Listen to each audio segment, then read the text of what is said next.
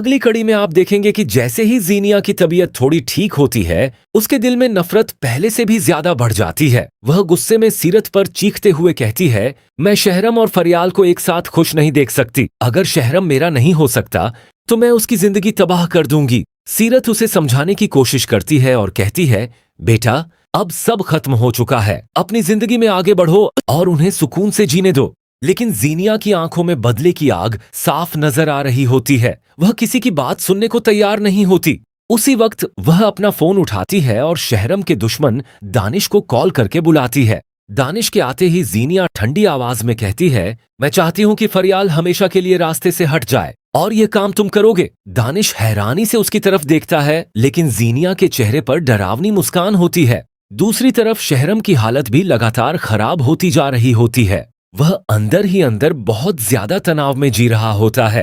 निशाद बेगम घबराकर उसके पास आती हैं और कहती हैं, बेटा तुम्हारी तबीयत ठीक नहीं लग रही, हमें अभी अस्पताल जाना होगा। अस्पताल में डॉक्टर चेकअप के बाद बताते हैं, इन पर किसी बात का बहुत ज्यादा दबाव है, अगर इन्होंने खुद को संभाला नहीं तो हालत और बिगड़ सकती है।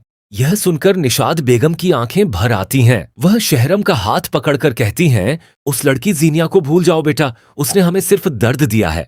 शहरम भी अब समझ चुका होता है कि उसकी असली खुशी फरियाल के साथ है। धीरे धीरे वह फरियाल के करीब आने लगता है और उससे सच्ची मोहब्बत करने लगता है। लेकिन दूसरी तरफ जीनिया का जुनून उसे पागल बना चुका होता है। एक दिन फरियाल घर वालों से कहती है कि वह अपनी अम्मी के घर जा रही है। वह अकेले गाड़ी में निकलती है। रास्ता सुनसान होता है कि तभी अचानक कुछ नकाबपोश लोग उसकी गाड़ी रोक लेते हैं। इससे पहले कि फरियाल कुछ समझ पाती, गुंडे उसे जबरदस्ती गाड़ी से बाहर निकाल लेते हैं और किडनैप करके एक वीरान घर में बंद कर देते हैं। शाम से रात हो जाती है, लेकिन फरियाल घर नहीं पहुंचती।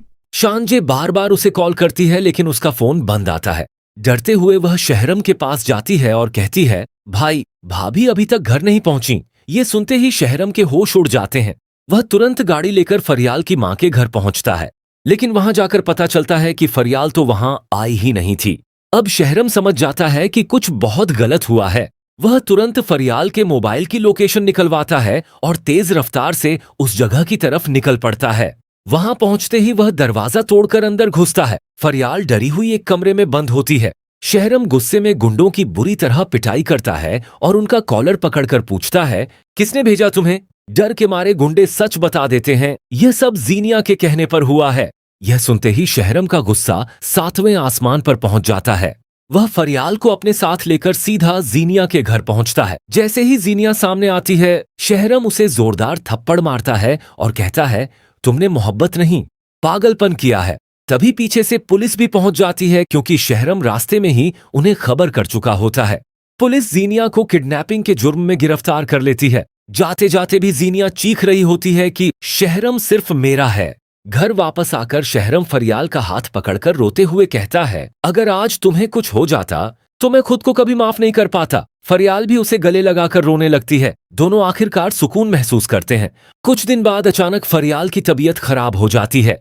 शहरम घबराकर उसे तुरंत अस्पताल लेकर जाता है। थोड़ी देर बाद डॉक्टर मुस्कुराते हुए बाहर आते हैं और कहते हैं, मुबारक हो, फरियाल मां बनने वाली है। ये सुनते ही शहरम की आंखों में खुशी के आंसू आ जाते हैं। पूरा घर खुशियों से भर जाता है और हर तरफ मुस्कान फैल जाती है। तो दोस्तों, क्या जीनिया को उसकी गलतियों की सही सजा मिली, या उसके लिए इससे भी बड़ा अंजाम होना चाहिए था? कमेंट में जरूर बताइएगा।